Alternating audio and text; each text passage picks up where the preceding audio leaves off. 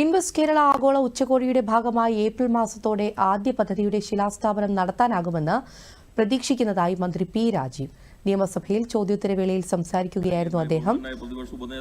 Invest Kerala ഉച്ചകോടിയുടെ തുടർ പ്രവർത്തനങ്ങൾ പുരോഗമിക്കുകയാണെന്നും മന്ത്രി അറിയിച്ചു. 52,000 കോടി രൂപയുടെ പ്രപ്പോസൽ ഇഒഇകളാണ് അവിടെ വന്നത്. അതിനുശേഷം മുഹമ്മദ് ഉൾപ്പെടെ 1,65,000 IT കൂടുമ്പോൾ 1,75,000 വരുന്ന ഇഒഇകൾ സർക്കാരിന് ഇപ്പോൾ ലഭിച്ചിട്ടുണ്ട്. ഇന്നലെ ബഹുമാനായ മുഖ്യമന്ത്രി CIA, ഫിക്കി, KSSIA, ടായി ഇങ്ങനെയുള്ള സംഘടനകളുമായിട്ട് തുടർ പ്രവർത്തനങ്ങൾ ഇന്നലെ തന്നെ രാത്രി അവരുമായിട്ടുള്ള ആശയവിനിമയം നടത്തുകയുണ്ടായി. അടുത്തത് 14-ാം തീയതി വിവിധ വകുപ്പ് മന്ത്രിമാരുടെയും സെക്രട്ടറിമാരുടെയും യോഗം ചേരുന്നുണ്ട്.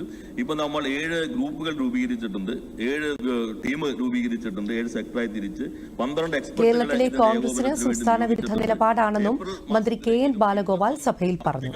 രാഷ്ട്രീയമായിട്ടെല്ലാം വിശദീകരിക്കാൻ ബുദ്ധിമുട്ടാണ്. എന്തായാലും സംസ്ഥാനത്ത് ഇങ്ങനൊരു നിലപാട് പ്രതിപക്ഷം എടുക്കാൻ പാടില്ല എന്ന് നമ്മൾ എപ്പോഴും പറയുന്നതാണ്. സംസ്ഥാനത്തിന്റെ താല്പര്യങ്ങൾ ഒരുമിച്ച് നിന്ന് നമ്മൾ ചോദിക്കണം.